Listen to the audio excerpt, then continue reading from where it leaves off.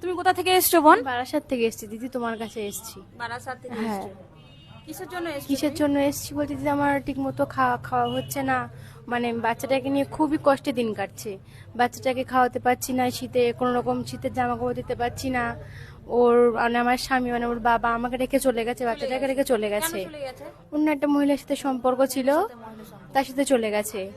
তো এই মেয়েটা বারাসাত থেকে এসছে, মানে দুবেলা খাওয়ার জন্য লোকেরা যে ভিক্ষা করেছে, স্টেশনে স্টেশনে ঘুরে বেরিয়েছে, এমনকি স্টেশনে রাত তো সদ্য কাটিয়েছে। একটা মেয়ে স্টেশনে রাত কাটানো মানে কতটা রিস্কের ব্যাপার সেটা সবাই জানো।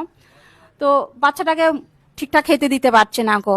তো বাচ্চাটার জন্য, বাচ্চাটার মুখ চেয়ে তোমরা যদি কিছু হেল্প করতে পারো তো আমাকে জানিও, একটু সাহায্য করো। কারণ একা মেয়ে, একার পক্ষে এই সমাজে টিকে থাকা অনেক কষ্ট, অনেক কষ্ট। আমি নিজে মেয়ে হয়ে বুঝতে পারছি।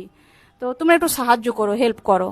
আজকে খাওয়ার জন্য নিয়ে এসেছি, আমি দেখি যদি কিছু ব্যবস্থা করতে পারি আজকে খাক, তারপরে কিছু সাহায্য করার চেষ্টা করছি। তো আমি কদিন টাইম নিচ্ছি, দেখি কি করতে পারি।